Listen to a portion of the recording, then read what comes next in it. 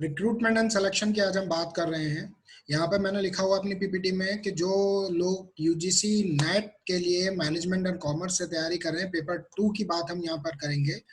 और एक बार आपको सिलेबस में बता देता हूँ कि कॉमर्स में क्या कवर हो रहा है और मैनेजमेंट में क्या कवर हो रहा है। यहाँ आप देख सकते हैं कि ये जो यूजीसी नेट सिलेबस है एचआरएम का, तो एचआरएम सब्जेक्ट इस कॉमर्स में जिसका कोड है 08 कोड में ये सारी चीजें कवर हो रही हैं। ह्यूमन रिसोर्स मैनेजमेंट के इसमें जो बात करी गई है, इसमें कॉन्सेप्ट की बात करी गई है। कॉन्सेप्ट्स के बाद इसके रोल एंड फंक्शंस की बात करी गई है। और इसके अलावा जो है ह्यूमन रिसोर्स प्लानिंग की, जो प्लानिंग हम कल डिस्कस कर चुके थे। रिक्रूटमेंट सिलेक्शन आज हमें डिस्कस करना है यहाँ पर कि रिक्रूटमेंट एंड सिलेक्शन क्या होता है। ये वाला पोर्शन हम इतना अपना कल कवर कर चुके हैं। यहाँ मैं लिख देता हूँ, ये इतना कवर हो चुका है। इसके बाद फिर अगला है हमारा जो इसमें सिलेबस दिया हुआ है, ट्रेनिंग एंड डेवलपमेंट है और सक्सेशन प्लानिंग है। ये एक इंपॉर्टेंट एस्पेक्ट है। इसके बाद अगली चीज है, यहाँ पर कंपनसेशन की बात करी गई है, जॉब इवैल्यूएशन की बात करी गई है। जॉब इवैल्यूएशन की बात भी अपने प्रीवियस लेक्चर में मैं कर चुका हूँ। इंसेंटिव्स क्या होते हैं, फ्रिंज बेनिफिट्स क्या होते हैं, ये सारी चीजें। Suruchi welcome, Vaishu welcome. Performance appraisal की बात करी गई है यहाँ पर। इसको मैं साफ करके आपको बताता हूँ। परफॉर्मेंस अप्रेजल की बात करी गई है। परफॉर्मेंस अप्रेजल के अलावा कलेक्टिव बार्गेनिंग की बात करी गई है। वर्कर पार्टिसिपेशन एंड मैनेजमेंट की बात करी गई है। पर्सनैलिटी की बात करी गई है। ये जो टॉपिक है यहाँ पे कॉमर्स में, ये थोड़ा सा टॉपिक मैं आपको बता दूं, ये दो जगह कवर हो रहा है टॉपिक। एक आपका ऑर्गेनाइजेशनल बिहेवियर में ये सब्जेक्ट आता है और दूसरा ये ह्यूमन रिसोर्स मैनेजमेंट में कवर होता है।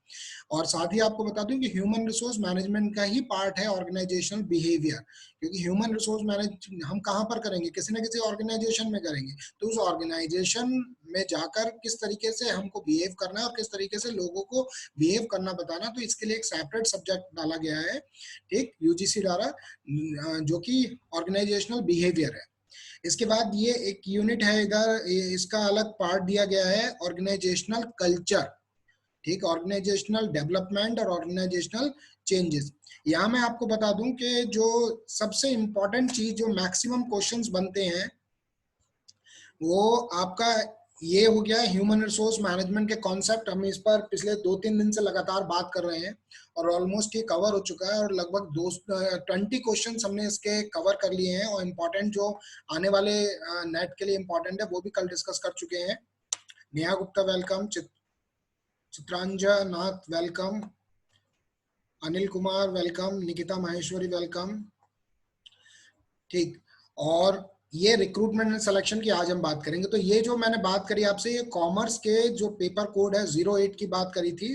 इसके बाद मैं आपको दिखा देता हूँ यहाँ पर, ताकि कोई बच्चे के दिमाग में कंफ्यूजन ना रहे। ये मैनेजमेंट का सिलेबस है यूजीसी नेट का, जिसमें कोड है 17, कोड 17 है और मैनेजमेंट के लिए है। इसमें क्या क्या चीजें कवर हो रही हैं ये आप देख लीजिए एक बार। Human resource management concept, prospective, influence, recent trends. आपको ध्यान होगा कि जो लोग पुराने जुड़े हुए हैं वो उनको पता होगा कि हम इस पर बात कर चुके हैं। लगातार मेरे 3 लेक्चर इस पर हो चुके हैं। हम इसमें कॉन्सेप्ट, प्रोस्पेक्टिव, इन्फ्लुएंसेस, ये सारी चीजों का डिस्कशन ऑलरेडी हो चुका है। इसके बाद ह्यूमन रिसोर्स प्लानिंग की अभी 2 दिन पहले ही हमने बात करी, एचआरपी, जिसको हमने कहा कि ह्यूमन रिसोर्स प्लानिंग क्या होती है, किस तरीके से होती है, ठीक, क्या क्या प्रोसेस होते हैं ह्यूमन रिसोर्स प्लानिंग के, तो इस पर हम बात कर चुके हैं। रिक्रूटमेंट एंड सिलेक्शन, ये देखिए मैं कल आपसे कह भी रहा था, इनफैक्ट आज जो सुबह मेरा 12 बजे वाला मार्केटिंग का लेक्चर था उसमें मैंने इस चीज को बताया भी था कि रिक्रूटमेंट एंड सिलेक्शन सबसे इंपॉर्टेंट है। इसमें कई क्वेश्चन इससे बनते हैं। इसके बाद है induction, training, development, job analysis and job evaluation. ये भी पार्ट है रिक्रूटमेंट एंड सिलेक्शन का। रिक्रूटमेंट एंड सिलेक्शन के बाद का प्रोसेस होता है ये।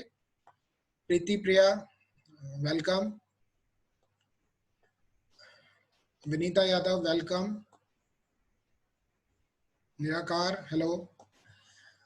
अच्छा, इसके बाद जो यहाँ पर देखने की चीज है कंपनसेशन मैनेजमेंट। कंपनसेशन रिक्रूटमेंट के बाद सबसे इंपॉर्टेंट चीज है, इससे काफी क्वेश्चंस बन सकते हैं, तो ये हम इसके बाद कवर करेंगे। Strategic role of human resource management हमने पिछले से पिछले दिन में ये 2 दिन तक लगातार डिस्कस करा कि स्ट्रेटेजिक रोल क्या हो सकते हैं, ठीक है। SHRM जिसको बोलते हैं, strategic human resource management. Competency mapping ये इमर्जिंग इशू है, बैलेंस स्कोर कार्ड बहुत इमर्जिंग टॉपिक है, ये काफी क्वेश्चन इससे आ सकते हैं। अरज कुमारी वेलकम। करियर प्लानिंग, ठीक, करियर प्लानिंग यहाँ पर कॉम्पिटेंसी की बात क्या है, करियर प्लानिंग इसमें टॉपिक दिया हुआ है, करियर प्लानिंग एंड डेवलपमेंट, ठीक है। परफॉर्मेंस मैनेजमेंट जिसे परफॉर्मेंस अप्रेजल कहते हैं, और परफॉर्मेंस मैनेजमेंट अप्रेजल सिस्टम, ये हम इन डिटेल में डिस्कस करेंगे। इसके बाद ऑर्गेनाइजेशनल डेवलपमेंट की बात करेंगे, ऑर्गेनाइजेशनल चेंज की बात करेंगे, ऑर्गेनाइजेशनल इंटरवेंशंस की बात करेंगे, टैलेंट मैनेजमेंट की बात करेंगे, स्किल्स डेवलपमेंट की बात करेंगे, ठीक है। एक एक करके होता जाएगा ये। सौम्या वेलकम।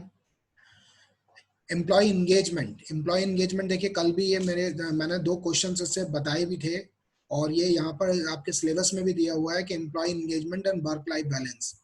जैसे मैंने आपको बताया कि ये 2 जो चीजें हैं ना कि कॉम्पिटेंसी मैपिंग और बैलेंस स्कोर कार्ड, उसी की तरीके से एम्प्लॉय एंगेजमेंट और वर्क लाइफ बैलेंस भी बहुत इंपॉर्टेंट चीज है, तो इसको भी हम धीरे धीरे कवर करेंगे वन बाय वन।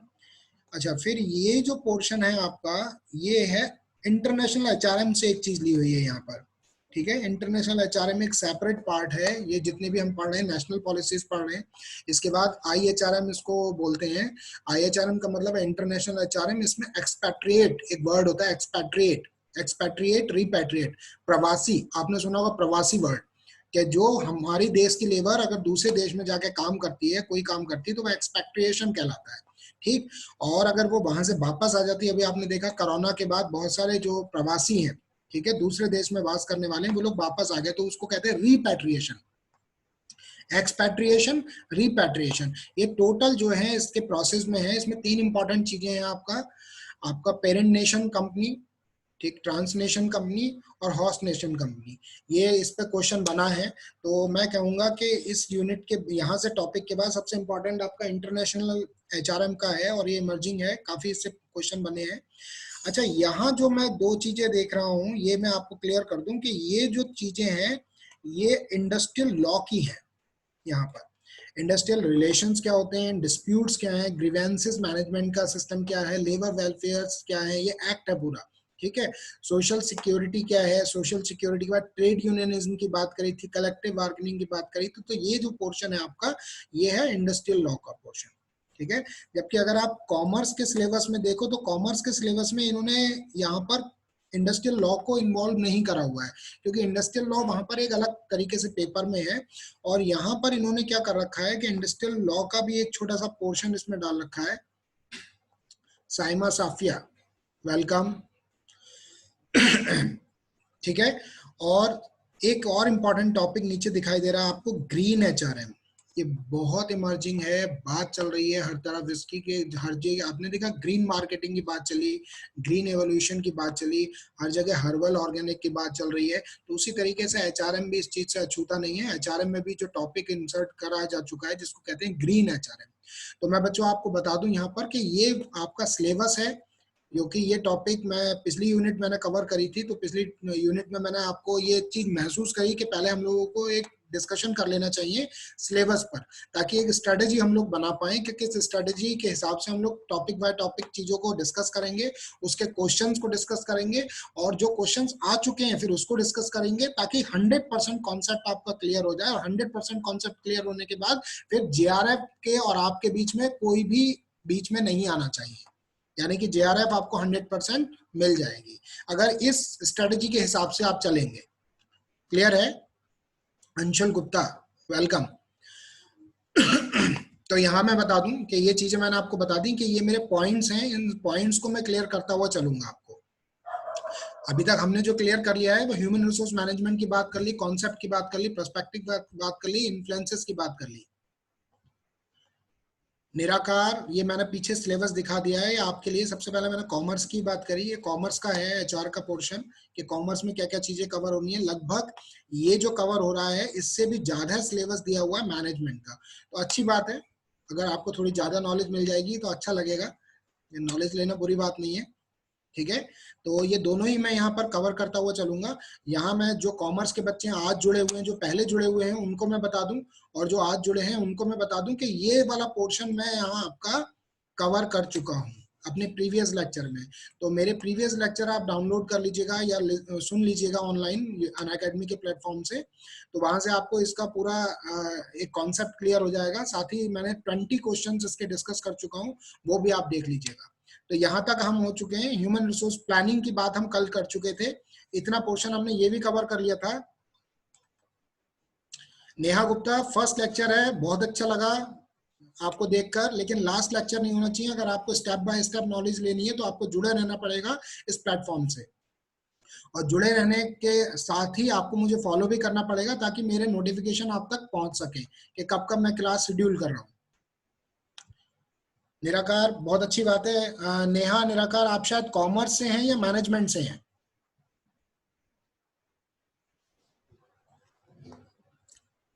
कॉमर्स। निराकार आप, I think you also from commerce, okay, very good. Saima, Saima आपका भी कॉमर्स होना चाहिए। आदित्य आर्या, वेलकम।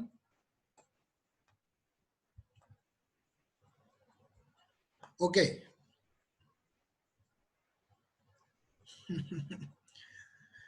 बस एक रिक्वेस्ट है आप लोगों से, देखिए ठीक है, अच्छा लगा कि आप यहाँ पहली बार आए हैं, लेकिन मैंने कहा ना कि नॉलेज के लिए आपको कंटिन्यूटी बनानी पड़ेगी, कंसिस्टेंसी बनानी पड़ेगी। तो कंसिस्टेंसी आप बनाइएगा, बाकी आप मेरे ऊपर छोड़ दीजिएगा, अनअकैडमी के ऊपर छोड़ दीजिएगा कि अनअकैडमी आपको पूरी तरीके से 100% ये एश्योर कर देगी कि आपका जीआरएफ क्लियर हो जाएगा। लेकिन आपको यहाँ पर कंटिन्यूटी में रहना पड़ेगा, ये आपको थोड़ा सा मेरे से प्रॉमिस करना पड़ेगा। अगर आप मतलब आज आए हैं कल के क्लास में गायब हो जाएंगे या आगे नहीं आएंगे तो दिक्कत आ सकती है, ठीक है। तो ये मैंने आपको एक कंपैरेटिव एनालिसिस बता दी कि कॉमर्स के यूजीसी नेट में क्या है और मैनेजमेंट के यूजीसी नेट में क्या है।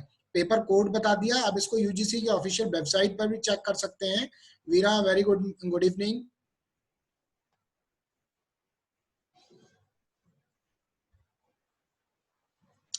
वेल, ये देख लिया होगा आपने। चलिए अब मेन टॉपिक की तरफ बढ़ते हैं बिना समय गवाए हुए, कि जो मुझे आज आपसे डिस्कस करना है। और प्लीज कंसंट्रेट होकर सुनिएगा, कॉपी पेन आप ले लीजिएगा, क्योंकि मैं अब चीजें जो इंपॉर्टेंट चीजें सिर्फ वही आपको डिस्कस करूंगा और एक एक पॉइंट आपका क्लियर करूंगा, ताकि कहीं से भी घुमा फिरा के भी आपसे अगर इस यूनिट से, रिक्रूटमेंट एंड सिलेक्शन से, चाहे मैनेजमेंट के यूजीसी नेट में क्वेश्चन आए चाहे कॉमर्स में आए, वो आपसे छूटना नहीं चाहिए, छूटना नहीं चाहिए। साथ ही 100% वो सही होना चाहिए। तो मैं इस एक्सपेक्टेशन के साथ शुरू करता हूं। Neha Gupta, special classes enough then? Special classes के अलावा आपको रेगुलर बेस पर जुड़ना पड़ेगा यहाँ पर। हाँ वीरा, एमसीक्यूज में कराऊंगा, लेकिन जैसा कि वीरा शायद आप तो पहले से जुड़ी हुई है मेरे से, एमसीक्यूज में कराऊंगा, लेकिन क्या होगा कि मेरा एमसीक्यूज कराने का क्या तरीका कि पहले मैं कॉन्सेप्ट डिस्कस करता हूँ, उस कॉन्सेप्ट के बाद एमसीक्यूज पर आता हूँ, ताकि आपको पता रहे। अगर मैं डायरेक्ट एमसीक्यूज पे आऊंगा तो कॉन्सेप्ट आपका क्लियर नहीं होगा, दिक्कत करेगा। Is that clear Veera? MCQs भी मिलेगा, इंपॉर्टेंट क्वेश्चंस भी मिलेंगे, जो जून या जुलाई में जो भी नेट और जेआरएफ के लिए एस्पिरेंट्स हैं उनके वो बहुत काम आएंगे। क्लियर है? चलिए शुरू करते हैं बिना समय बर्बाद किए। अब सबसे पहला क्वेश्चन यहाँ पे आता है कि दो चीजें आपने सुनी होंगी, इसको भी वापस कर लेता हूं मैं यहाँ पर, पहले इसको समझाने की कोशिश करता हूं। दो चीजें हैं, बहुत ध्यान से समझिएगा। एक चीज है रिक्रूटमेंट और दूसरी चीज है सिलेक्शन। अक्सर क्या होता है कि जब आप ग्रेजुएशन या पोस्ट ग्रेजुएशन कर रहे होते हैं तो आपके कॉलेजेस में बहुत सारी कंपनीज आ रही होती हैं, आपने पढ़ा होगा कि यहाँ पर रिक्रूटमेंट चल रहा है, कुछ लोग कहते हैं मेरा प्लेसमेंट हो गया, कुछ लोग कहते हैं कि मेरा सिलेक्शन हो गया। तो सबसे पहले तो मैं आपके दिमाग में ये क्लियर कर दूं कि प्लेसमेंट के क्या मायने हैं, सिलेक्शन के क्या मायने हैं और रिक्रूटमेंट के क्या मायने हैं, ठीक है। अभी बात नहीं कर रहे हैं पॉजिटिव या नेगेटिव प्रोसेस की वीरा, मैं आपको ये भी बता दूंगा कि क्यों पॉजिटिव है और क्यों नेगेटिव है। लेकिन पहले यहाँ ध्यान से समझने की चीज है कि रिक्रूटमेंट का क्या मायने हैं, सिलेक्शन के क्या मायने हैं और प्लेसमेंट के, क्योंकि बच्चे ये तीन टर्म ही यूज करते हैं। बच्चे कहते हैं कि मेरा प्लेसमेंट हो गया, बच्चे कहते हैं मेरा रिक्रूटमेंट के लिए कंपनी आई थी, बच्चे कहते हैं मेरा सिलेक्शन हो गया। तो स्टार्ट करने से पहले आपके दिमाग में ये कॉन्सेप्ट पूरी तरीके से क्लियर होना चाहिए। और ये कॉन्सेप्ट इसलिए पूरा नहीं होना चाहिए कि आपको जेआरएफ क्वालिफाई करना, बल्कि इसलिए पूरा होना चाहिए जेआरएफ क्वालिफाई करने के बाद आप टीचर बनने जा रहे हैं और आपके कॉन्सेप्ट क्लियर नहीं होंगे तो आपके पढ़ाए हुए बच्चों के भी कॉन्सेप्ट क्लियर नहीं हो सकते। तो इसलिए आपको ये समझना जरूरी है कि पॉइंट बाय पॉइंट के हर एक के मायने क्या है। ठीक, हमेशा ध्यान रखिए कि रिक्रूटमेंट एक प्रोसेस होता है। मैंने कहा रिक्रूटमेंट एक प्रोसेस होता है, ठीक है। तो रिक्रूटमेंट कई स्टेप्स में हो सकता है, सिलेक्शन भी एक प्रोसेस होता है, ठीक है। तो हम जो कहते हैं कि कंपनीज में मेरा प्लेसमेंट हो गया या कंपनी प्लेसमेंट के लिए आई है, तो वो गलत टर्मिनोलॉजी हम यूज करते हैं, बल्कि हमें ये कहना चाहिए कि कंपनी हमारे कैंपस में रिक्रूटमेंट के लिए आई है, ठीक है। और रिक्रूटमेंट एक लंबा प्रोसेस होता है, ठीक है। इसमें एक स्टेप भी हो सकते हैं, 2 स्टेप भी हो सकते हैं, 3 स्टेप भी हो सकते हैं। अभी मैं बताने वाला हूं। दूसरा क्या है, प्लेसमेंट की बात करते हैं कि कुछ लोग कहते हैं कि प्लेसमेंट, स्लाइड अभी मैंने रोक रखी है, अजय अजय अयाज, तुम्हारी स्लाइड अभी मैंने रोक रखी है ताकि पहले मैं कॉन्सेप्ट क्लियर कर दूं, फिर मैं स्लाइड्स पर आऊंगा, ठीक है। तो प्लेसमेंट की कुछ लोग बात करते हैं, वो प्लेसमेंट में हम लोग कहते हैं कि साहब मेरा प्लेसमेंट हो गया है या मेरी कंपनी प्लेसमेंट के लिए आई है, ठीक है, या हमारे यहाँ 100% प्लेसमेंट है। यहाँ पर आपको मैं क्लियर करता हूँ, जो प्लेसमेंट टर्म है ये जो होता है, ये ओरिएंटेशन और इंडक्शन के बाद का प्रोसेस होता है, ठीक है। हम इसको भी क्या करते हैं कि गलत टर्म को यूज करते हैं, कि हम कहते हैं कि रिक्रूटमेंट की जगह हम प्लेसमेंट को करते हैं। वॉइस क्लियर है मेरी? क्या वॉइस क्लियर है? ठीक, अब मैंने ये 3 टर्मिनोलॉजी आपके दिमाग में क्लियर कर दी कि प्लेसमेंट किसे कहते हैं, रिक्रूटमेंट किसे कहते हैं और सिलेक्शन किसे कहते हैं। अब चलिए इस पूरे आगे समझते हैं। अब सबसे पहली चीज है हमारी रिक्रूटमेंट। रिक्रूटमेंट का क्या मतलब है कि रिक्रूटमेंट इज अ प्रोसेस, यहां मैंने क्या कहा कि recruitment is a process of searching of positive employees and stimulating them to apply for the jobs in organization. यानी कि रिक्रूटमेंट, मैंने कहा ना कि रिक्रूटमेंट एक सिंगल प्रोसेस नहीं है।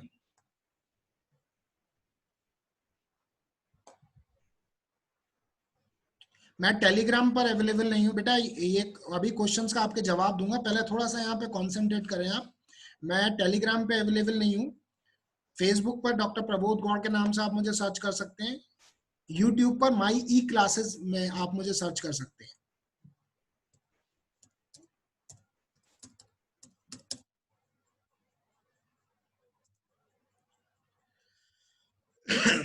टेलीग्राम पर मैं नहीं हूं और मेरी आईडी है, अगर कोई पर्सनल किसी को कोई क्वेश्चन पूछना है।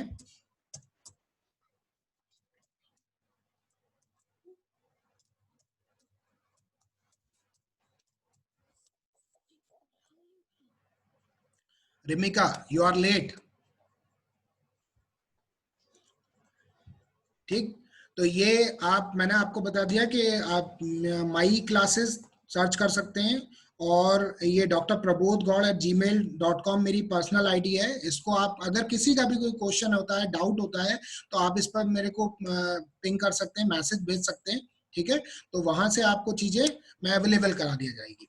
अच्छा, फिर अब पुराने उस पर आते हैं वापस। हम बात कर रहे थे कि रिक्रूटमेंट क्या होता है। रिक्रूटमेंट एक प्रोसेस होता है for searching the prospective employees. हमेशा ध्यान रखिए कि रिक्रूटमेंट एक प्रोसेस होता है जो सर्च करता है प्रोस्पेक्टिव एम्प्लॉय। अच्छा, यहाँ पर एक चीज मैंने कहा है कि एम्प्लॉय सर्च नहीं करते हम लोग प्रोस्पेक्टिव एम्प्लॉय सर्च करते हैं।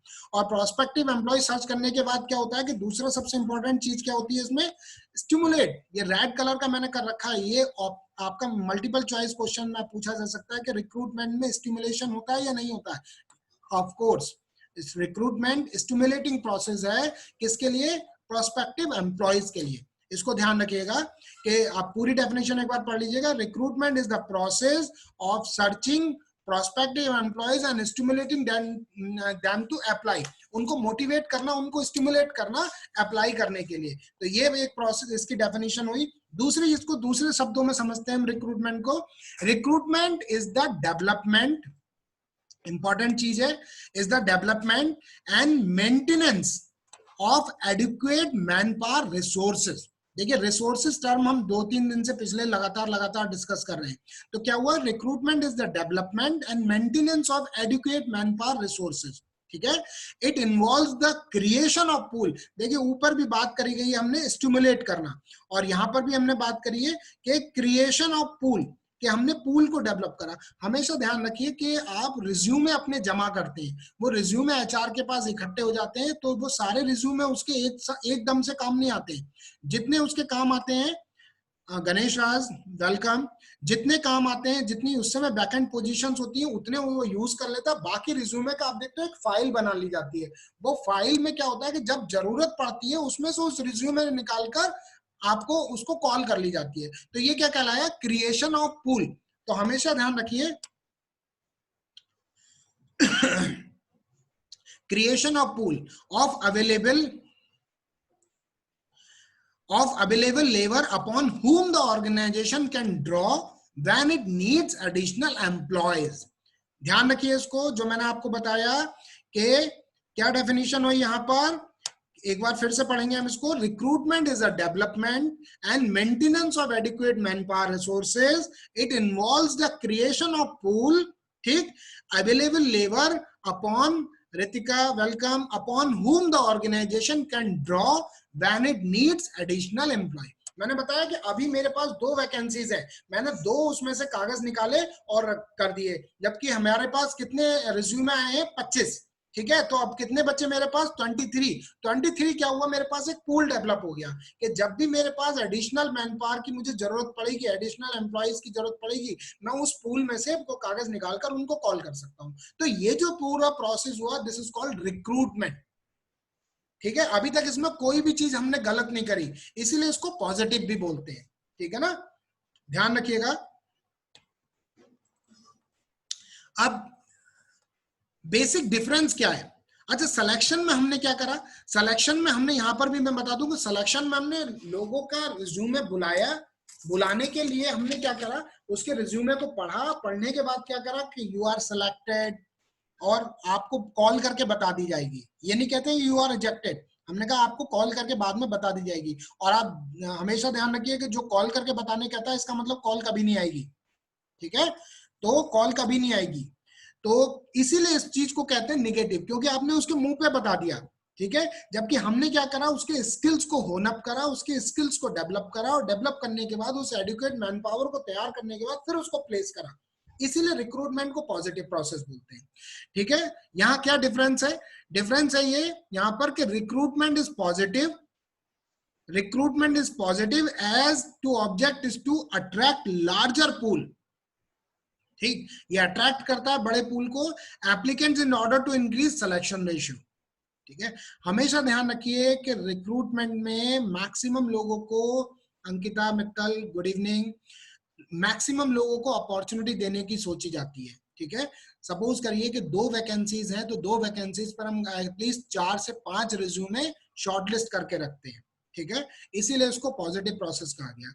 अब सिलेक्शन को नेगेटिव क्यों कहते हैं, कि सिलेक्शन इज नेगेटिव, ठीक, अभी मैं आगे बताऊंगा आपको सिलेक्शन में नेगेटिव नहीं होता है, लेकिन नेगेटिव किताबों में लिखा है तो हमारे दिमाग में ये बैठ गया कि ये नेगेटिव प्रोसेस है, कि selection is negative as the attempt is to eliminate applicant. अब क्या है कि यहाँ पे एलिमिनेशन की बात करी गई है, ठीक है, जब हम एलिमिनेशन की बात करते हैं तो ये नेगेटिव हो जाता है। एलिमिनेशन का मतलब निकालने का, जब किसी से निकालने की बात कर दो, उसकी कमियों को उसको बता दो, तो हमेशा वो कड़वा सुन के बर्दाश्त कर पाएगा क्या, कभी बर्दाश्त नहीं कर पाएगा, इसलिए इसको नेगेटिव प्रोसेस कहते हैं, ठीक है, ठीक। And select only the best one suitable, and select, यहां दूसरी इंपॉर्टेंट चीज क्या है यहाँ पे ध्यान रखने की, select only the best one suitable for job requirement. अब ऐसा समझ लीजिए कि फलों का ठेला है, एग्जाम्पल दे रहा हूं मैं आपसे, फलों का ठेला है, ठीक है। रिक्रूटमेंट एंड सिलेक्शन को किस तरीके से हम समझ सकते हैं, उस फलों के ठेले में से आपने क्या करा, अच्छे अच्छे फल पिक कर लिए, तो ये तो हो गया सिलेक्शन, वो बुरे छोड़ दिए। अब जो बुरे फल छोड़े हैं वो बुरा मान जाएंगे, वो बुरा मान गए तो वो ये कहेंगे कि साहब ये तो नेगेटिव प्रोसेस है, ठीक। रिक्रूटमेंट में हमने क्या करा कि ठीक है, हमने उसमें से फल ले लिए टोकरी में, अच्छे फल हम इस्तेमाल करेंगे, बुरे फल हम क्या करेंगे, उसकी कमियों को चाकू से निकालकर दूर फेंक देंगे, यानी कि उसको भी इस्तेमाल करेंगे हमने। तो क्या हुआ, ये पॉजिटिव प्रोसेस हो गया, ठीक है। अंतर सिर्फ इतना ही हुआ कि हमने रिक्रूटमेंट में क्या करा, एक पूल को डेवलप करा, हमने उसको ये नहीं कहा कि तुम्हारे अंदर कमियां है कि भैया नमस्कार मैं तुम्हें नहीं रख सकता, हमने कहा ठीक है, हम तुम्हारी कमियों के साथ हम भी जीना सीखेंगे और तुमको भी डेवलप करेंगे, तुम हमको डेवलप करना, ठीक है। इसलिए ये पॉजिटिव प्रोसेस है। निगेटिव प्रोसेस में हमने तुम्हारे मुंह पे कह दिया कि साहब तुम्हें काम करना नहीं आता और नमस्ते हम आपको नहीं रख सकते, क्लियर है, तो ये क्या हो गया, नेगेटिव प्रोसेस हो गया, क्लियर हो गया इतनी चीज, कि क्यों पॉजिटिव है और क्यों निगेटिव है। ये फ्रूट्स वाला एग्जांपल याद रखिएगा मेरा, कि फ्रूट्स जब आप पिक करके ले रहे हो उसमें से, तो सिलेक्शन प्रोसेस हो रहा है। हम कहते हैं ना कि I am selecting the fruits, ठीक, तो सिलेक्शन प्रोसेस हो गया। अब फ्रूट्स को हमने क्या करा कि पूरी टोकरी में भर लिए, भरने के बाद हमने घर में आके देखेंगे कि भैया कितना सही हुआ और कितना खराब आया। जो खराब आया उसको भी हम उसमें से मैक्सिमम, सब्जी जब काटते हैं ना, कि कोई सब्जी में अगर सपोज करिए कि छोटा सा छेद है या कुछ चीज है, तो हम उसको पूरे को नहीं फेंक देते, हम चाकू से उतने हिस्से को निकाल देते हैं, बाकी को डेवलप कर लेते हैं। तो डेवलप करने का जो प्रोसेस हुआ, दिस इज कॉल्ड रिक्रूटमेंट, ठीक। और जो फेंकने का प्रोसेस हुआ, दिस इज कॉल्ड सिलेक्शन और रिजेक्शन। क्लियर हो गई मेरी बात? अब आगे बढ़िए। फीचर्स ऑफ रिक्रूटमेंट, इससे क्वेश्चन बनता है यहां पर। It is a positive function, it is a positive function as it seeks to develop a pool for eligible person from which most suitable ones can be selected। यही बात अभी मैंने बताई आपको फ्रूट्स वाला एग्जांपल देके। दूसरा हम यहाँ पे चीज समझते हैं, क्या है? The basic purpose of recruitment is to locate the sources of people required to meet job requirement and attracting such people to offer themselves for employment in the organization। इसमें और इस डेफिनेशन में अगर आप देखें कोई बहुत बड़ा अंतर नहीं है, ये और ये लगभग एक ही डेफिनेशन है, बस शब्दों का फेर है इसमें और इसमें। यानी कि कहने का मतलब वही है कि हम अट्रैक्ट कर रहे हैं, उनको डेवलप कर रहे हैं और उनको यूज कर रहे हैं। क्लियर हो गई बात? आगे बढ़िए। It is linking activity as it brings together employee and employer. भैया लिंकिंग तो होगी कि आपने उसकी कमी बताई नहीं, उसके कमी के साथ उसको एक्सेप्ट कर लिया, तो लिंक तो बनेगा ही। आप उसकी कमी उसको बता देंगे, तुरंत लिंक टूट जाएगा, ठीक है। तो यहाँ पर क्या हुआ कि it is the linking activity, it brings together employee and employer. Otherwise आपने कमी बता दी, वो चार गाली देता हुआ जाएगा आपको, कह रहे पता नहीं क्या है, घमंड करते हैं, हम लोगों का क्या होगा। फ्रेशर्स के साथ अक्सर ये बात होती है कि जब सिलेक्शन प्रोसेस उसका चल रहा होता है तो फ्रेशर्स को कई कंपनी छोड़ देती है। अब सोचो फ्रेशर्स के दिल पर क्या बीतती होगी, वो कितनी गालियां देता होगा कि फ्रेशर्स होकर के गुनाह कर दिया। क्यों? हर एक शुरुआत कहीं ना कहीं से शुरुआत से ही करता है, कोई भी एकदम से डायरेक्ट वाइस प्रेसिडेंट या सीईओ थोड़ी ना बन जाता है। तो पहले वो फ्रेशर रहता है, फिर वो आगे ऊपर तरक्की करता रहता है। तो दूसरा पॉइंट क्या है? It is a series of activity rather than a single act of event. ये इंपॉर्टेंट है यहाँ पर ध्यान रखने का। ये आपसे पूछा जा सकता है कि it is a series of activity rather than single. Single act किसे कह रहे हैं? हम सिलेक्शन को कह रहे हैं। सिलेक्शन में क्या करा, चार लोग बैठे, इंटरव्यू लिया, आपका नाम बताइए, आपकी हॉबीज बताइए, क्या कर चुके हैं क्या नहीं कर चुके हैं, नमस्ते, आपको फोन पे बता देंगे या आप कल आके मिल लीजिए हमसे, ठीक है। ये दो चीजें हो गई, तो ये क्या हुआ? सिंगल एक्टिविटी हुई। रिक्रूटमेंट में हमने क्या करा कि एक्टिविटी की सीरीज हुई। एक्टिविटी की सीरीज क्या हुई कि अभी आप एक फर्स्ट लेवल का एग्जाम निकालिए, उसके बाद सेकंड लेवल में पहुंचाएंगे, फिर थर्ड लेवल में पहुंचाएंगे, फिर फोर्थ लेवल में पहुंचाएंगे, तब कहीं जाकर आपका एक चीज, आपका क्या है कि एक आपको डेवलप कर लेंगे। उस डेवलप करने के, हाँ स्टेप्स, वीरा सही कह रहे हो आप, स्टेप्स होते हैं इसके, ठीक। तो डेवलप करने के बाद क्या होगा कि अंदर पॉजिटिविटी जागेगी आपके। अगला पॉइंट देखिए यहाँ पर, it is the pervasive function. Pervasive तो पूरे एचआर का ही फंक्शन होता है। As all organization engage in recruitment activity. आप एचआर मैनेजर का काम देख लीजिए, जो एचआर के हेड हंटर्स होते हैं या एग्जीक्यूटिव एचआर होते हैं, वो बेचारे दिन भर कंधे पे बैग टांग कर कॉलेज टू कॉलेज ही घूमते रहते हैं। आज जम्मू में ड्राइव कर रहे हैं, कल लद्दाख में ड्राइव कर रहे हैं, परसों तमिलनाडु में ड्राइव कर रहे हैं, फिर यूपी में ड्राइव कर रहे हैं। उनका काम ही होता है हेड हंटिंग, इसीलिए एचआर को उनको कहा गया हेड हंटर्स। हेड हंटर्स का मतलब क्या हुआ कि वो लगातार बच्चों को छांटते रहते हैं। 10 छांट के लेके आए, 2 ने ज्वाइन कर, 8 ने मना कर दिया, ठीक है, फिर उनका प्रोसेस जीरो से शुरू हो गया, ठीक। समझ लीजिएगा इस चीज को। तो क्या हुआ कि रिक्रूटमेंट एक्टिविटीज में सारी ऑर्गेनाइजेशंस लगातार काम करती रहती है। द वॉल्यूम एंड नेचर, हाँ सिलेक्शन के भी प्रोसेस होते हैं वीरा, सिलेक्शन के प्रोसेस होते हैं, लेकिन मैंने कहा ना कि सिलेक्शन में हम डेवलप नहीं करते हैं। अगर डेवलप्ड है वो, तभी वो सेकंड प्रोसेस में जाएगा, अदरवाइज डेवलप नहीं करेंगे। जबकि रिक्रूटमेंट में क्या होता है कि हम उसे डेवलप करते हैं, चांस देते हैं, ठीक। कोई कमी पेशी रहती है तो भी उसको आगे निकाल देते हैं, बस इतना अंतर होता है।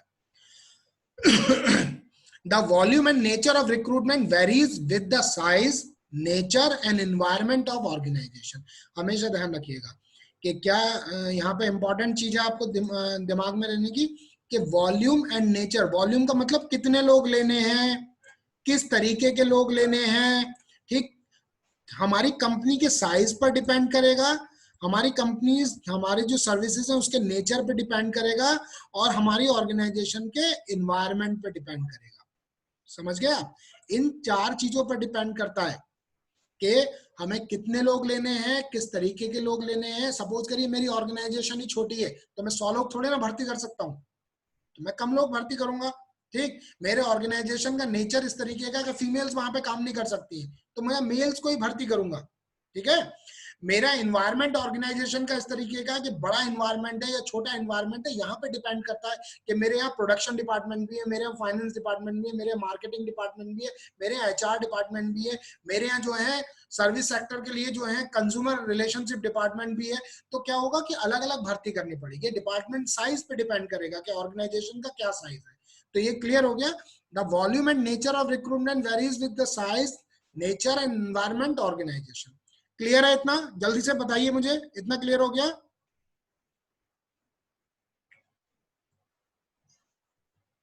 Very good. अब पर्पस को भी हम जल्दी से पढ़ लेते हैं, बल्कि पर्पस से पहले हम पढ़ते हैं सिलेक्शन प्रोसेस को, क्योंकि रिक्रूटमेंट अभी हमने कर लिया, पर्पस तो कर लेंगे आप, पर्पस में कोई दिक्कत नहीं है। ये पर्पस आप देख लीजिए बस हल्का सा, ताकि वीडियो में लेक्चर आ जाए, मैं इस पर ज्यादा स्ट्रेस नहीं दूंगा।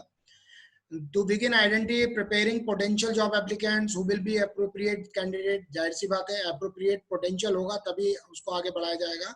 Increase the pool of job candidate at the minimum cost, ये भी चीज है। Help reduce probability, ठीक, इसको आप पढ़ लीजिएगा यहाँ से। To minimize, और इसमें अगर फिर भी कोई प्रॉब्लम रहती है तो आप मेरे को ईमेल कर सकते हैं, पिंग कर सकते हैं, तो मैं उसका वहां पर आपको सेपरेटली बता दूंगा। लेकिन मैं बाकी बच्चों का समय खोटा नहीं करना चाहता हूँ, इसलिए सिलेक्शन पे आते हैं सीधे। अब दूसरी इंपॉर्टेंट चीज जो जीआरएफ में, नेट में मैक्सिमम इस चीज पर अगर यूनिट से हुआ तो वो सिलेक्शन बेस्ड ही क्वेश्चन बनते हैं, रिक्रूटमेंट बेस्ड क्वेश्चन बहुत ज्यादा नहीं बनते हैं। अपने दिमाग में ये चीज बैठा लीजिए, रिक्रूटमेंट बेस्ड अगर एक क्वेश्चन आएगा तो सिलेक्शन बेस्ड 3 क्वेश्चन आएंगे, हमेशा ध्यान रखिए अगर इस यूनिट से क्वेश्चन बन रहा है तो। अब सिलेक्शन को समझना बहुत जरूरी है। सिलेक्शन क्या है? द एक्शन यहां पर आप पढ़िए, द एक्शन और fact of carefully choosing someone. ठीक, एक्शन और fact of carefully choosing. Carefully का मतलब क्या हुआ यहाँ पर? केयरफुली का मतलब क्या हुआ कि भैया बहुत ध्यान से, गड़बड़ नहीं करना है। मैंने कहा ना, फलों के ठेले पर हमने सब्जी या फल को छांट छांट के लिया। जब आप सब्जी मंडी में जाते हो, नीचे बैठ जाते हो, ठीक, उसके बाद एक एक करके पिक करते हो, तो एक एक करके पिक करने का मतलब क्या हुआ? Carefully choosing someone. ठीक, फलों के ठेले के पास जाते हो तो आप 4-5 फल इधर उधर करते हो, उसमें से एक पिक करते हो। What does it mean? It means carefully choosing someone और something as being the best और मोस्ट सुटेबल। यानी कि मुझे अगर 4 फल दिखाई दे रहे हैं, 4 में से जो बेस्ट होगा वो मैं वहां से पिक करूंगा, या वो जो मेरे लिए बहुत सुटेबल होगा, ठीक है, वो वहां से पिक करूंगा। This is called selection. ये क्या कहलाया? सिलेक्शन कहलाया। अब यहां पर जो ब्लू कलर से मैंने करा हुआ है, इसको बहुत ध्यान से समझ लीजिए। कोई प्रॉब्लम हो, मैं इस स्लाइड के बाद तुरंत अभी 2 मिनट का पॉज लूंगा, मेरे से पूछ लीजिए, क्योंकि ये वो क्वेश्चंस हैं जो मल्टीपल चॉइस क्वेश्चंस बनते हैं। ठीक है, एक एक करके हम बात करेंगे यहां पर। सबसे पहले चीज है द प्रोसेस ऑफ इंटरव्यूइंग।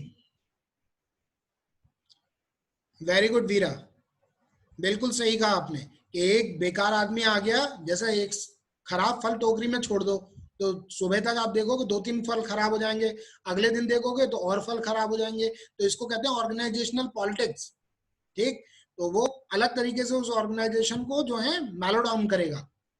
अब इस पर आते हैं फिर लौट कर, द प्रोसेस ऑफ इंटरव्यूइंग। यहां पर मैंने क्या करा है, इस चीज पर ध्यान देनी है, ब्लू कलर में प्रोसेस। सबसे पहली चीज दिमाग में बैठानी है कि सिलेक्शन भी एक प्रोसेस होता है। अभी ऊपर किसी बच्चे ने मेरे से पूछा था कि सिलेक्शन के भी स्टेप होते हैं ना, जैसे रिक्रूटमेंट के स्टेप होते हैं उसी तरीके से सिलेक्शन के स्टेप होते हैं। तो क्या हुआ कि selection is also a process, the process of interviewing. अच्छा, यहां पर एक क्वेश्चन आपसे है मेरा, इंटरव्यू का क्या मतलब होता है? लिख के बताएं जरा, इंटरव्यू का क्या मतलब होता है? प्लीज बताएं। नो, टेस्ट नहीं होता इंटरव्यू का मतलब। जल्दी से बताएं लिख के बाकी लोग। Judging the candidate, judging the candidate on what basis, जज करना, रेमिका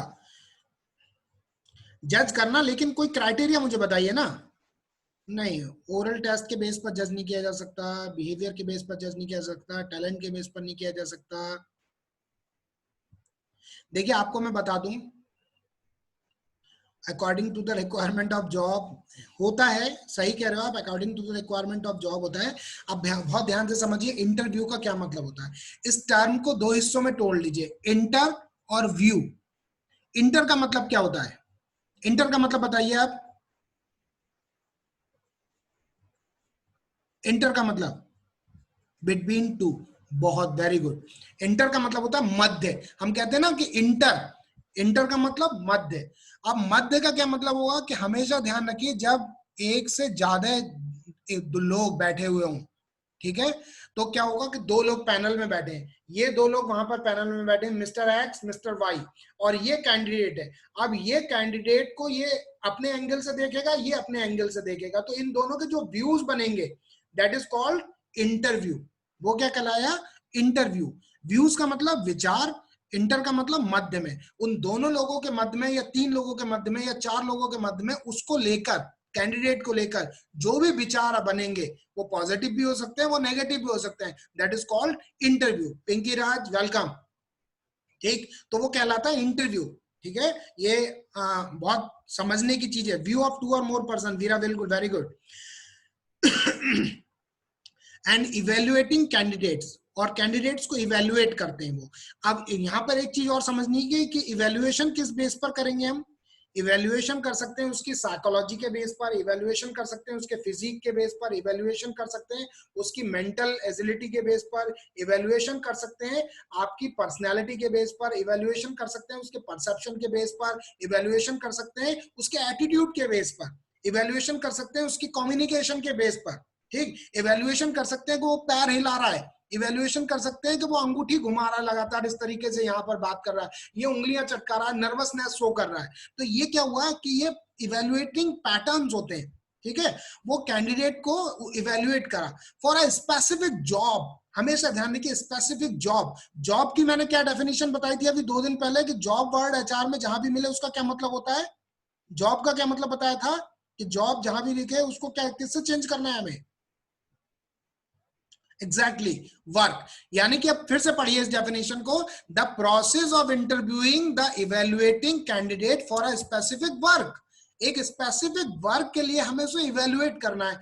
अच्छा, क्या कैसे होगा। अब सपोज करिए कि मशीन पर काम करना है बंदे को, तो मशीन पर काम करने वाला बंदा क्या एमकॉम का हो सकता है।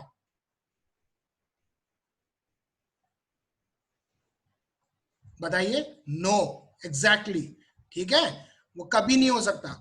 लेबोरेटरी में काम करना है, लेबोरेटरी में काम करना है, तो क्या बीबीए वाला काम कर सकता है। नो, बिग नो, नहीं कर सकता। अब ये जो चीज हुई कि हमने क्या करा, उसको स्पेसिफिक जॉब काम के लिए रखा, तो स्पेसिफिक जॉब को काम बताने के लिए मुझे उसको स्पेसिफाई भी करना पड़ेगा, और ये टर्म यहां पर कहलाया जॉब स्पेसिफिकेशन, जिसको कहते हैं जेएस, जॉब स्पेसिफिकेशन। स्पेसिफिकेशन मतलब होता है बीटेक वाले ही अप्लाई करें, एमबीए वाले ही अप्लाई करें, बीकॉम वाले ही अप्लाई करें। ठीक है, तो हमने क्या करा, स्पेसिफाई कर दिया, तो ये कहलाया जॉब स्पेसिफिकेशन। क्लियर हो गया इतनी बात। क्या था, the process of interviewing and evaluating candidate for a specific job. ठीक, एंड सेलेक्टिंग एन इंडिविजुअल। अब यहां पर और इंपॉर्टेंट चीज समझने की है, and selecting an individual for employment. उस इंडिविजुअल को सेलेक्ट करना है एम्प्लॉयमेंट के लिए बेस्ड ऑन सर्टेन क्राइटेरिया। अब वो क्राइटेरिया क्या है, वो क्राइटेरिया हो सकता है रिटन, वो क्राइटेरिया हो सकता है जीडी, वो क्राइटेरिया हो सकता है पीआई। ठीक है, वो क्राइटेरिया हो सकता है मशीन पर चेक करा लिया, वो क्राइटेरिया हो सकता है कि आपको एक स्पीच दिलवा ली, वो क्राइटेरिया अलग अलग हो सकता है। ठीक है ना, तो ध्यान रखिए हमेशा कि employment based on certain criteria. Employee selection can range, यहां पर और चीज समझने की है कि employee selection can range from very simple process to very complicated process. Employee selection can range from simple process. अब जाहिर सी बात है यहाँ पे समझने की कि सिंपल प्रोसेस किसके लिए होगा, जो जॉब काम सिंपल होगा। यस और नो? जो काम सिंपल होगा उसके लिए प्रोसेस भी तो सिंपल होगा। क्या चपरासी की भर्ती के लिए गणित का टेस्ट लगाओगे आप? क्या बताइए, चपरासी की भर्ती जीके, इंग्लिश और जीएस चेक करके लोगे? नहीं, उसका प्रोसेस अलग होगा। लेकिन अगर आप देख लीजिए कि कोई मैथ्स का टीचर आपको रखना है तो मैथ्स का टेस्ट उसका जरूर होगा। यानी कि प्रोसेस जब चेंज हो रहा है तो सिलेक्शन प्रोसेस भी चेंज हो रहा है, ठीक है ना, भर्ती का जो नियम है। अब क्या होगा कि simple process to complicated process. अब कॉम्प्लिकेटेड प्रोसेस का मतलब क्या है कि जाहिर सी बात है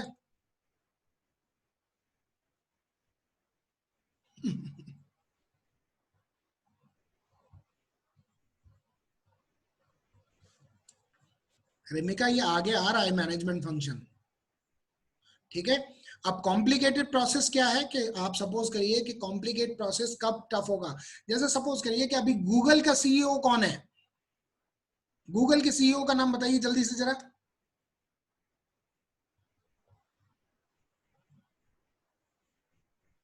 गूगल के सीईओ का नाम क्या है? खाली सुंदर नहीं, उसके आगे भी लगाइए। मिस्टर सुंदर पिचाई। अब सुंदर पिचाई जब गूगल के सीईओ बने होंगे तो इनका सिंपल प्रोसेस से इंटरव्यू हुआ होगा या कॉम्प्लिकेटेड प्रोसेस से इंटरव्यू हुआ होगा? जल्दी से बता दीजिए। Complicated, exactly. तो आप, अब मैं समझ गया आपके जवाब जो नीचे आप दे रहे हैं उससे मुझे क्लियर हो गया कि आपको ये डेफिनेशन समझ आ गई, ठीक है। यानी कि जितना प्रोसेस कॉम्प्लिकेट होगा उतनी जॉब भी कॉम्प्लिकेटेड होगी। सिलेक्शन इस पे डिपेंड करता है। अगर सिंपल जॉब है तो उसका प्रोसेस भी सिंपल होगा, कॉम्प्लिकेटेड पोजीशन है तो उसका प्रोसेस भी कॉम्प्लिकेटेड होगा, ठीक है। दूसरा क्या है, फर्म पर भी डिपेंड करता है कि फर्म का साइज कितना है, अभी हम पीछे बता चुके हैं यहाँ पर। अब यहां से ये, अब जो मैं बात करूंगा ये मैं कल के लेक्चर में लूंगा। पहले ये कुछ टर्म आए हुए हैं, इन टर्म्स को मैं क्लियर करूंगा। ये रिलेटेड इंपॉर्टेंट टर्म्स हैं, ये वो इंपॉर्टेंट टर्म्स हैं जो एग्जाम में पूछे जा चुके हैं, इसलिए मैंने इनको अलग स्लाइड में करा। ये 2 यूनिट में हाफ पोर्शन में इसका कवर कर चुका कि रिक्रूटमेंट क्या है, सिलेक्शन क्या है। हाफ पोर्शन में अगली पीपीटीज में अपने कवर करूंगा। तब तक ये जो अभी तक आ चुके हैं उनको आप कॉपी पेन पर नोट कर लीजिए। ये टर्म पूछा गया अवेंडन रेट।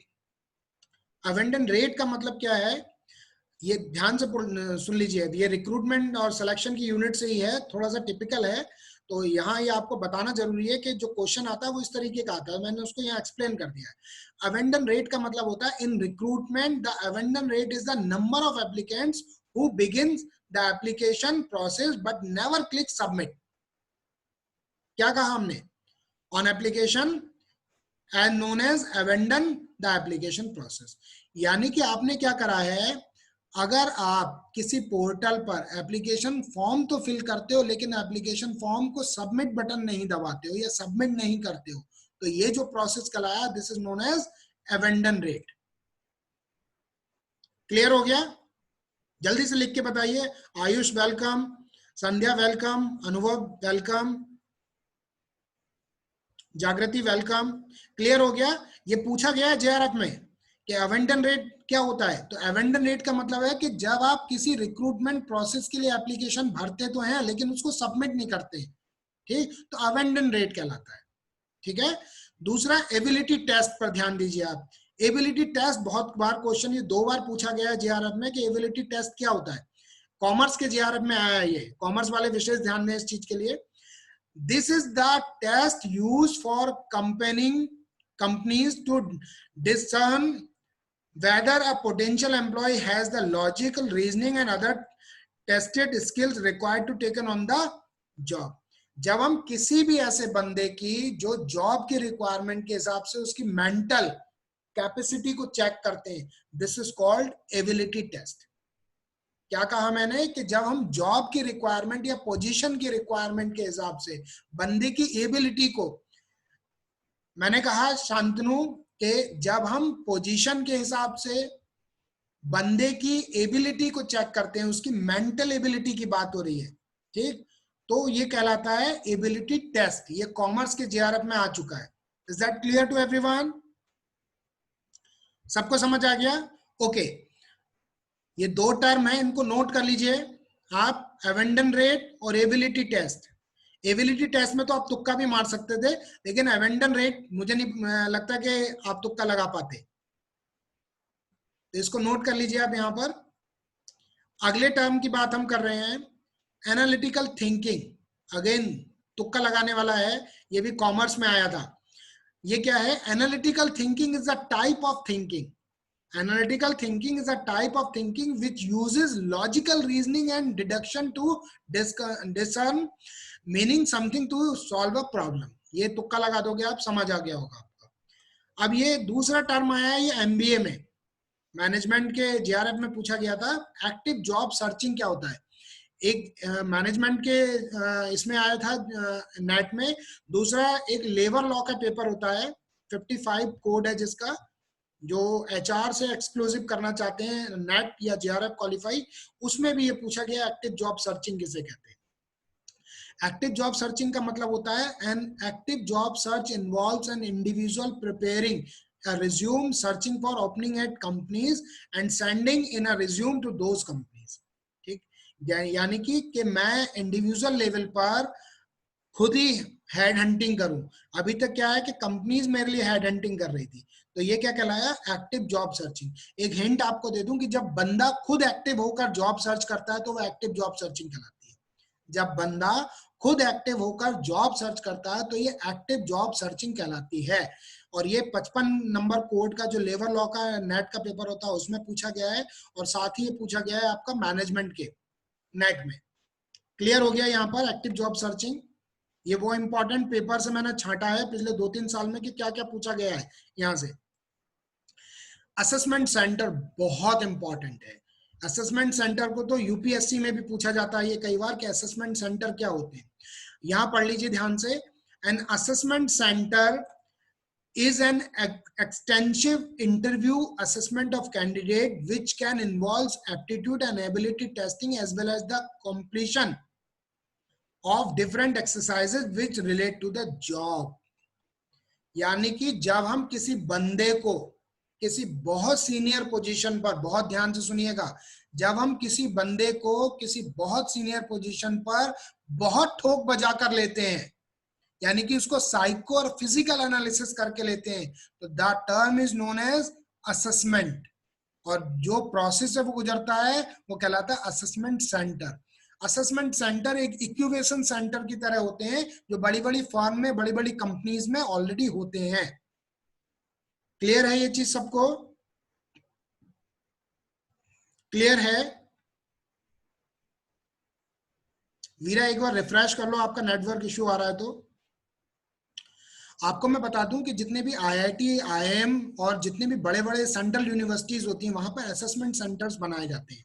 वो स्टूडेंट को असेस करते हैं। बड़ी बड़ी फर्म्स होती हैं, आपने डिलॉइट्स का नाम सुना होगा, आपने जेनपैक्ट का नाम सुना होगा, आपने टेक महिंद्रा का नाम सुना होगा, आपने आपने इवन गूगल के ऑफिस तक में बहुत सारे जो एम्प्लॉयज का इंटरव्यू होता है they go through assessment centre. Assessment centre में उसमें साइको फिजिकल एनालिसिस, दो टर्म याद रखिएगा आपको, साइको और फिजिकल एनालिसिस हम लोग करते हैं। वो साइको फिजिकल एनालिसिस जो होता है वो असेसमेंट सेंटर के थ्रू ही होता है। Is that clear everyone? Omkar ji, Om Kumar ji, Guru ji.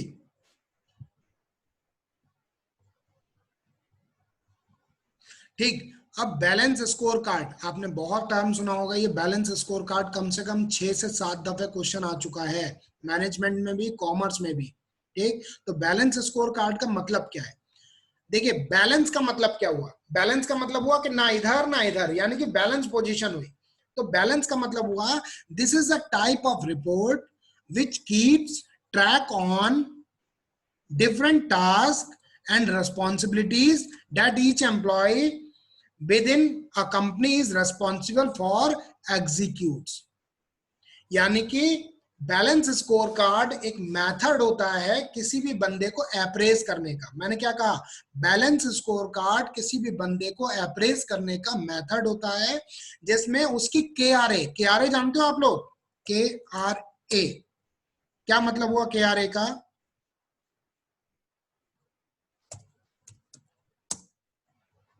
KRA का क्या मतलब हुआ? की रेस्पॉन्सिबिलिटी एरियाज, की रेस्पॉन्सिबिलिटी एरियाज। KRA का मतलब होता है की रेस्पॉन्सिबिलिटी एरियाज। की रेस्पॉन्सिबिलिटी एरियाज का क्या है?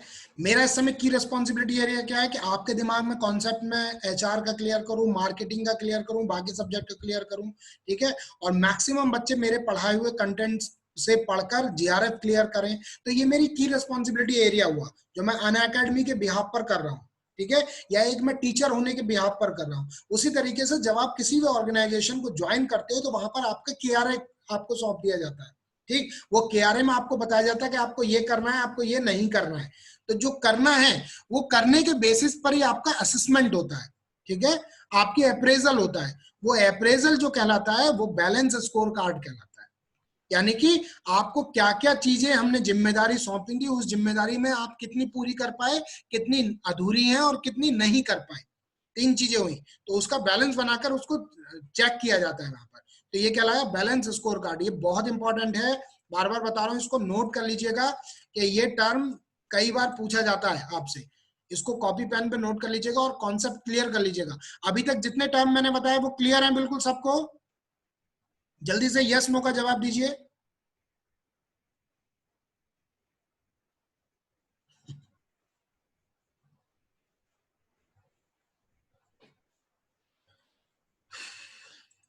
चलिए, ये 3 बार पूछा गया है ये व्हेन द बॉक्स। बताएं क्या होता है व्हेन द बॉक्स? बिना देखे अभी स्लाइड को बिना पढ़े बताएं क्या होता है। कॉमर्स में भी पूछा गया, लॉ में भी पूछा गया, आपके लेबर लॉ वाले पेपर में भी, और MBA में भी पूछा जा चुका है, इवन UPSC में 2 बार पूछा जा चुका है। बैन द बॉक्स मालूम है नहीं मालूम है? से यस और नो ऑनेस्टली। अब जितने लोग नो लिख रहे हैं वो प्लीज नोट कर लें इसको। बैन द बॉक्स का मतलब होता है this is a movement which aims to remove the checkbox which asks if an applicant has a criminal record or stop discrimination against ex offenders। अभी करता हूं जागृति, अभी रिपीट करता हूं मैं। जब हमेशा ध्यान रखिए कि आपके ज्वाइनिंग से पहले अगर आपके करेक्टर, ठीक, आपके घर, एड्रेस, ठीक, आपकी प्रीवियस जॉब, आपके रेफरेंस को कोई कंपनी चेक करती है और वो चेक को पाती है कि जो आपने इंफॉर्मेशन दी है वो सही है या गलत है, तो ये जो प्रोसेस कहलाता है ये बैन द बॉक्स कहलाता है, ठीक। Ban the box, ban the box का मतलब होता है this is a movement which aims to remove the check box that asks if a applicant has a criminal record, ठीक, to stop discrimination against ex offenders. इससे क्या होता है कि हम कंपनी देखना चाहती है कि कुछ कोई ऐसा बंदा तो नहीं आ गया जो आगे दिक्कत करेगा, या कोई ऐसी इंफॉर्मेशन तो नहीं दे रहा है जो मिसलीडिंग है।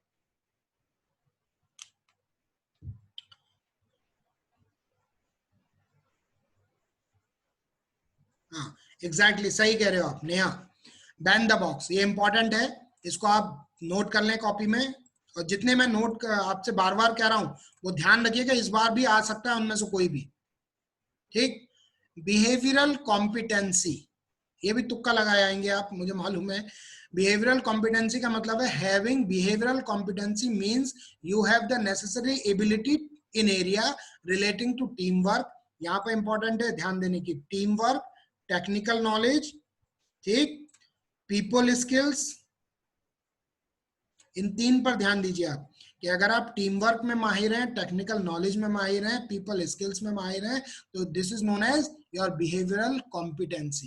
कुछ लोग ऐसे होते हैं जो दोस्त बना लेते हैं बहुत जल्दी, कुछ ऐसे होते हैं जो मुंह फुलाए बैठे रहते हैं, ठीक, उनके बने बनाए दोस्त भी टूट जाते हैं, तो वो उन दोनों की बिहेवियरल कॉम्पिटेंसी है कि जो लोग जल्दी दोस्त बना लेते हैं, यानी कि टीम बिल्डिंग करना उनको आता है, और कुछ लोग की बने बनाई टीम बिगाड़ देते हैं, ठीक, वो उनकी बिहेवियरल कॉम्पिटेंसी है। तो हर इंसान की बिहेवियरल कॉम्पिटेंसी अलग अलग तरीके से होती है। कुछ लोग अकेला चलना पसंद करते हैं, ठीक, रविन्द्रनाथ टैगोर ने क्या कहा था, अभी बता रहा हूँ निराकार। रविन्द्रनाथ टैगोर ने कहा था एकला चलो रे, तो कुछ लोग तो इसके फॉलोअर होते हैं, एकला चलो रे, टीम में काम नहीं करते हैं। अगर टीम पूरब में जा रही है तो वो पश्चिम में जाएंगे। ठीक, तो एक ये उनकी बिहेवियरल कॉम्पिटेंसी होती है। कुछ लोग ऐसे होते हैं जो पूरब में जा रहे हैं लेकिन पश्चिम वालों को भी पूरब में जाने की सलाह देते हैं और उनको साथ लेके चलते हैं। This is called leadership, this is called team building. एकता में बल होता है, बहुत जरूरी है ये। ठीक है, टेक्निकल नॉलेज साउंड होते हैं। पीपल स्किल्स, पीपल स्किल्स का मतलब होता है कि लोगों के साथ आचार, लोगों के साथ विचार, लोगों के साथ व्यवहार उनको करना आता है। ठीक है, तो ये बिहेवियरल कॉम्पिटेंसी कहलाते हैं। Ban of box, ban of box का मतलब होता है निराकार कि जब कोई कंपनी आपके रेफरेंस को चेक कराती है, आपके एड्रेस को चेक कराती है, आपके कैरेक्टर रोल को चेक कराती है, ठीक है, तो ये बैन द बॉक्स मेथड कहलाता है। और अगर वहां पर मिसलीडिंग इंफॉर्मेशन आपने दी होती है तो इमीडिएटली वो आपको मना कर सकती है। इज दैट क्लियर निराकार?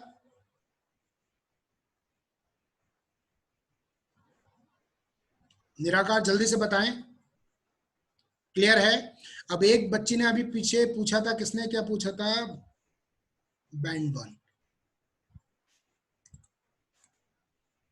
अबेंडन, ठीक। हाँ, ये आपने बहुत सुना होगा, onboarding.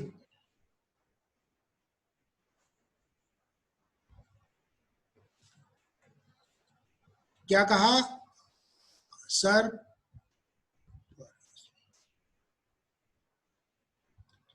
Remove the check box का मतलब है, आप समझे नहीं।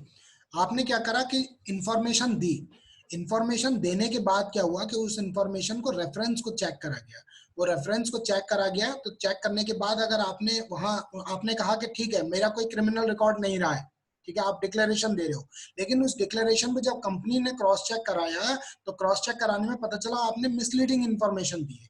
ठीक है, तो वो अनबॉक्सिंग कहलाती है। तो आपका उन्होंने क्या करा कि उस इंफॉर्मेशन के हिसाब से आपको निकाल के बाहर कर दिया। ठीक, तो ये चीज जो कहलाती है रेफरेंस चेक कहलाता है। कई बार आपने देखा होगा अगर आपने नौकरी पर या monster.com पे अप्लाई करा होगा तो अप्लाई करने के बाद आपने नीचे जो प्रिंसिपल का नंबर दिया होगा या अपने किसी सीनियर टीचर का नंबर दिया होगा, उसके पास कॉल जाती है कि आप इसको जानते हैं, इसकी मार्कशीटें सही है, इनका कोई करेक्टर रोल तो बेकार नहीं रहा था, ये लड़ाई झगड़े तो नहीं कर रहा था, तो इस तरीके की इंफॉर्मेशन उनसे मांगी जाती है। तो ठीक है, तो कंपनीज इस तरीके का क्या होती है, थर्ड पार्टी एक चेक करने के लिए दे देती है। ऑनबोर्डिंग अगेन बहुत इंपॉर्टेंट टर्म है यहाँ पर ये ऑनबोर्डिंग। ऑनबोर्डिंग का मतलब क्या हुआ? Is the process and the tool in which an employee gain the necessary. इसको सिंपल सा समझ लीजिए कि जब आप इंटरव्यू के बाद ज्वाइन करते हैं तो वो ज्वाइन करना कंपनी में कहलाता है ऑनबोर्ड करना। जब आप इंटरव्यू के बाद कंपनी को ज्वाइन करते हैं तो वो कहलाता है ऑनबोर्डिंग। क्लियर है? अब इसके अलावा आप एक टर्म और रह गया आपका टैलेंट एक्विजिशन। आजकल बहुत लंबी बातें हो रही हैं टैलेंट एक्विजिशन पर। तो टैलेंट एक्विजिशन का मतलब होता है कि अलग अलग जगह से जाकर जो बेस्ट टैलेंटेड है बंदा, उस टैलेंट बंदे को लेकर आना और एक्वायर करना, अपने यहाँ पर उसको रिटेन करना। This is called talent acquisition. Certain vacancies sometimes require specific type of talent. Specific of type talent का मतलब क्या हुआ कि सपोज करिए कि कोई टेक्निकल एबिलिटी है, वो टेक्निकल एबिलिटी मैं टेक्निकल एबिलिटी बंदे से ही पूरी करूंगा, तो this is called talent acquisition. ठीक, the ability to hire specific talent for a specific job. अब कोई सिंगर है तो सिंगर की अगर वैकेंसी होगी तो जिसका वोकल कॉर्ड अच्छा होगा उसी को तो हायर करेगा, समझे आप? तो वो स्पेसिफिक जॉब हो गई उसके लिए। ठीक, कोई बंदा है इलेक्ट्रॉनिक बीटेक है और वो किसी कंपनी में इलेक्ट्रॉनिक्स की वैकेंसी है तो वो इलेक्ट्रॉनिक्स वाले को ही हायर करेगी, मैकेनिकल को हायर नहीं कर सकती। मेरी बात समझे नहीं समझे आप? तो यहाँ पर स्पेसिफिक जॉब की बात होगी। एग्जैक्टली, बहुत अच्छा करा जागृति, थैंक यू वेरी मच, तुमने मेरा काम आसान कर दिया। कि जितने भी ये एंटीवायरस बनाने वाली कंपनी होती है, वायरस बनाने वाली कंपनी होती है या हैकिंग वाली कंपनी होती है, ऐसे ही technically sound MCA BCA BTech CSIT के बंदों को हायर करते हैं। ठीक है, Mahak Jain welcome, you are too late Mahak. ठीक, कंटिजेंट स्टाफ एक लास्ट टर्म है आपका, contingent staff. Contingent staff are employees who work for a company temporarily. ध्यान रखिए ये इंपॉर्टेंट टर्म है यहाँ पर आपका कि जो कंपनी के लिए टेम्पररी काम करें, this is called contingent staff और employees who work for a company temporary, ये वो टर्म थे जो अभी तक जेआरएफ में या नेट के लिए पूछे जा चुके हैं, कॉमर्स में, मैनेजमेंट में, और एक मैंने 55 नंबर कोड का पेपर बताया जो लेबर लॉ का पेपर है उसमें। आज की हम इतना ही रखते हैं, कल फिर इसी यूनिट पर हम करेंगे, कल इस यूनिट का एंड होगा।